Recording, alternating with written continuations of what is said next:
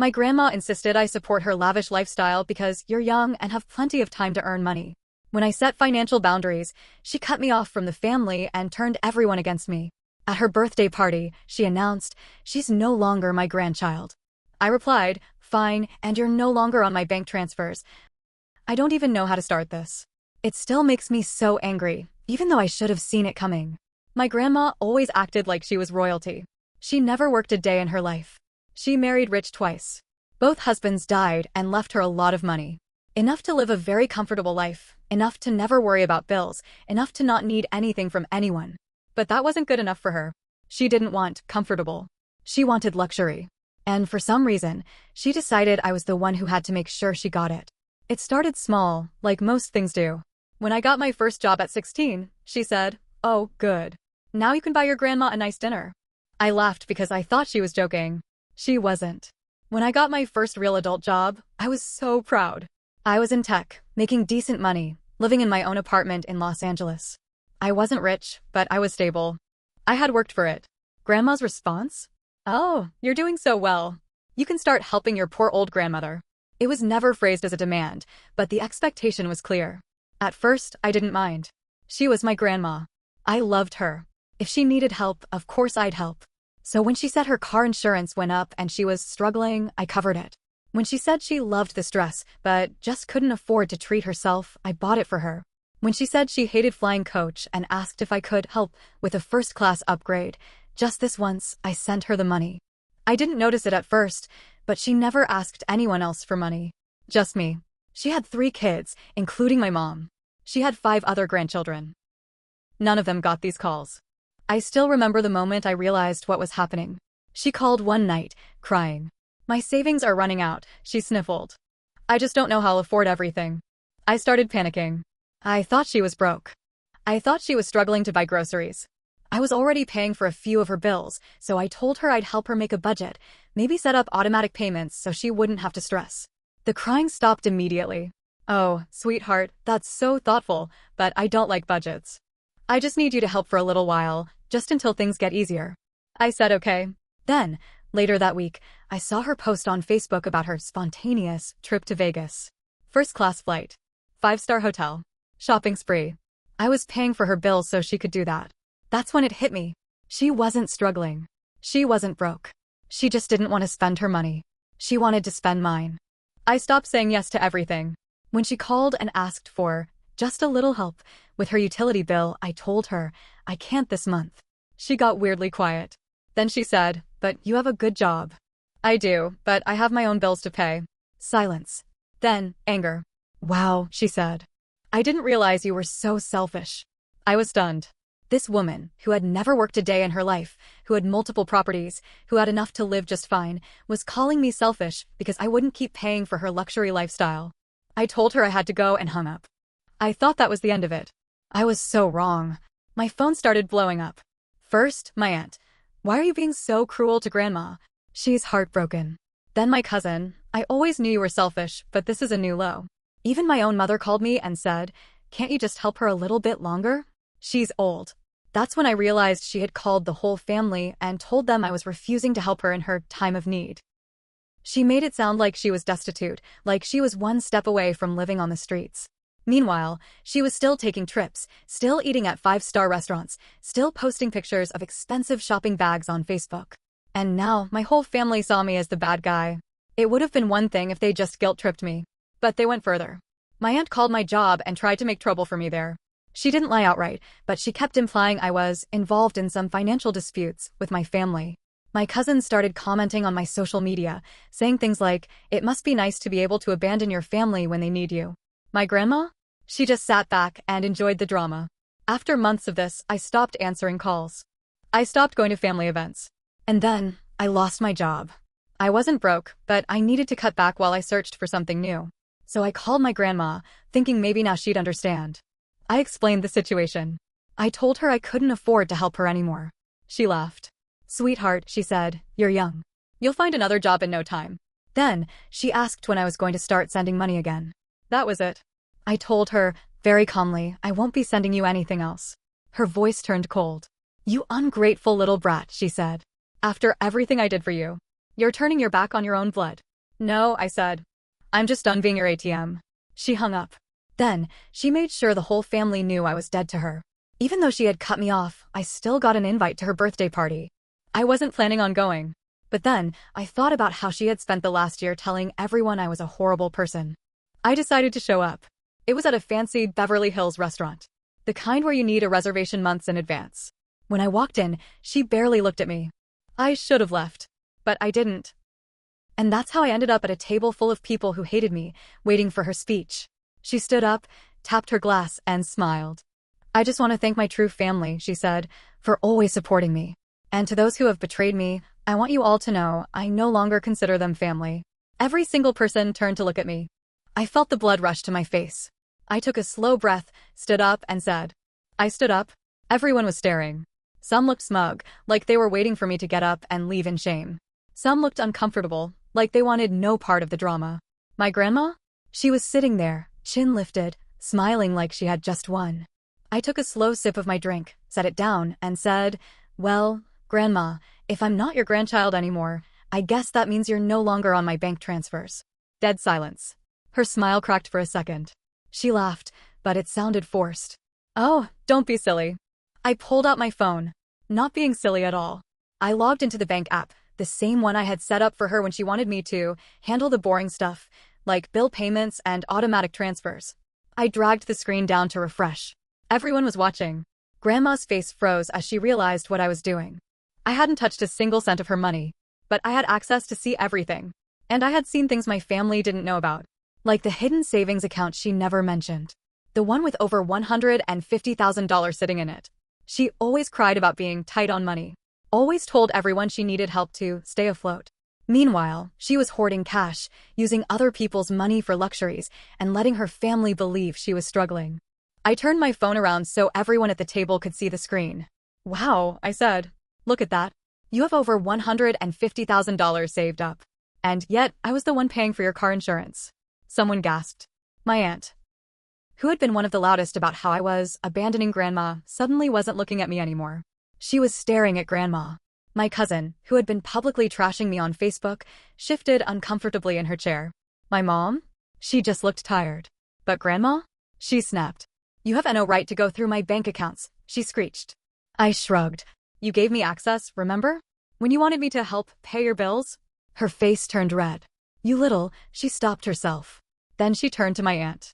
This is a lie. He's making it up. But it was right there on the screen. I could feel the mood shifting.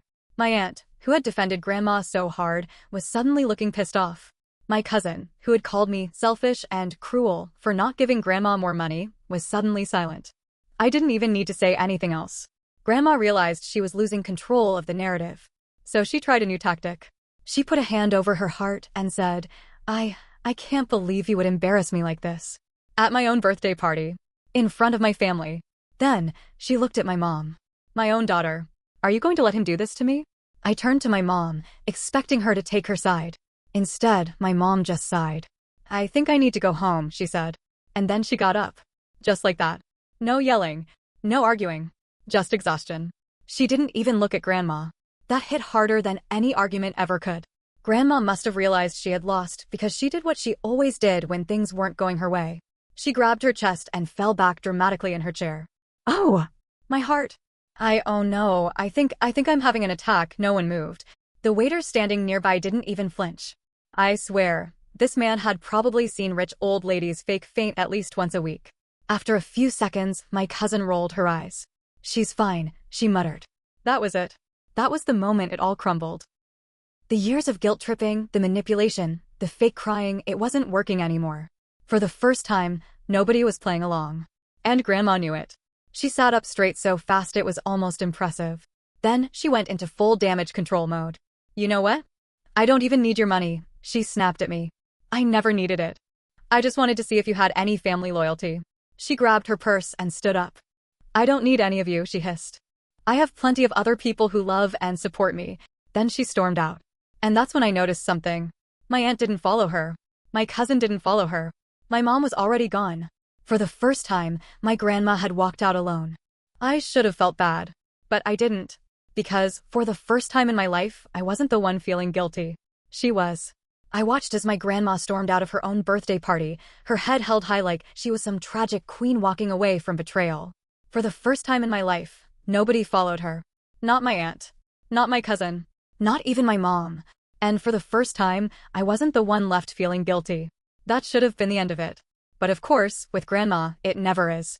A few days later, my aunt called. "We need to talk," she said. I considered hanging up, but curiosity got the better of me. Turns out, after the disaster of a birthday party, my grandma had gathered the family for an emergency meeting at her house. Guess who wasn't invited? Me. Apparently, she wasn't done trying to turn people against me. According to my aunt, Grandma had spent the whole night sobbing about how she was humiliated by her own flesh and blood. She painted herself as the helpless old woman who was just trying to hold her family together, while I, the ungrateful grandchild, tried to destroy her. She called me a dangerous person and said she was worried for her safety. Yes, she was now acting like I was some kind of threat. I was furious, but my aunt kept talking. And then, my aunt said, her voice oddly hesitant, she brought up the house. I frowned. What house? The one she put in your name. My blood ran cold. I had no idea what my aunt was talking about. I didn't own a house. I rented my apartment. What do you mean, in my name? I asked. She put a house in your name years ago, my aunt said. Something about avoiding taxes or estate stuff. I felt my stomach drop. My grandma had never mentioned this to me. Wait, are you saying I legally own a house? Not anymore, my aunt muttered. That's when she told me. Apparently, after the birthday disaster, Grandma had decided to take back what was rightfully hers. So she falsified documents and transferred the property out of my name without my knowledge. I was stunned. I had never seen this house. Never lived in it. Didn't even know I was the legal owner. And now it was gone. The more I thought about it, the angrier I got. Grandma had used my name for her financial games, and now she was pulling some shady legal stunt to erase me. I had no idea if this was even legal, but I was going to find out. I hung up on my aunt and called a real estate attorney the next morning. And that's when things got worse. After a few days, the lawyer got back to me. Yeah, he said, you own the house. But you also had a mortgage on it. I froze. What? Turns out my sweet, helpless grandmother had taken out a massive loan against the house. In my name. Without my permission. And now, since she had transferred the house back to herself, she was sticking me with the debt. She had set this up years ago, assuming I'd never find out. And she almost got away with it. At this point, I had a choice. I could try to fight this in court, hire a lawyer, spend thousands, deal with endless legal battles. Or, I could go nuclear in another way. I started digging. If Grandma had pulled the scam on me, who else had she done it to? I started looking through old documents, checking records, calling family members who had distanced themselves years ago. And what I found? Grandma had been running financial scams for decades. She had taken out credit cards in my uncle's name back in the 90s. She had borrowed thousands from her own sister, promising to pay it back. Never did. She had pressured my mom into co-signing a loan, then defaulted, wrecking my mom's credit. She had been using people her entire life. And now it was all coming out. The most unexpected part? My mom finally saw the truth. She called me one night, voice shaking. I found old letters, she said. Grandma had scammed her own children. She had made my mom believe she was the problem, when really, she had been setting her up to fail financially for years. I feel sick, my mom whispered.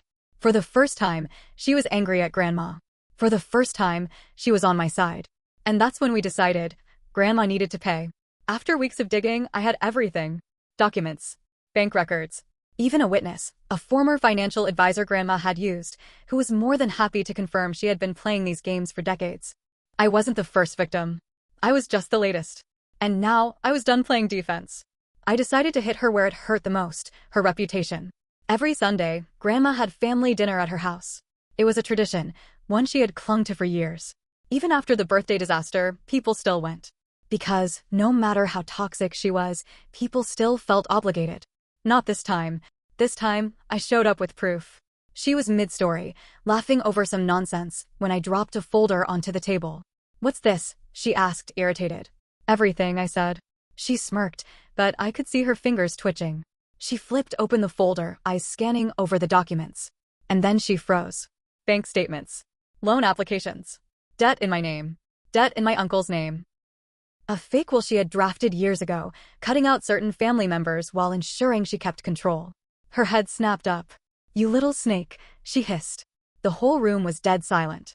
I turned to the rest of the family. She's been stealing from us for years. I looked directly at my aunt. From you. From Uncle Mark. From Mom. My mom looked sick. My aunt looked like she wanted to throw up. Grandma slammed the folder shut. These are lies. I pulled out my phone and hit play. A recording, one I had taken from my call with her old financial advisor. She was always shifting money around, the advisor's voice said. Moving assets, making it look like she had less than she did so she could qualify for handouts from family. It was a pattern. Honestly, I'm surprised she hasn't been caught yet. Silence. Then, you set me up. Grandma shrieked. She lunged across the table, actually tried to grab my phone, but my cousin yanked her back. Are you serious? My cousin snapped. You lied to us for years. My aunt was shaking. My mom? Crying. For the first time, the family saw her for who she really was. She tried every trick in the book after that. First, she played the victim. I was just trying to survive, she sobbed. I didn't have a choice. Then, she turned angry. You all think you're so perfect? You'd be nothing without me.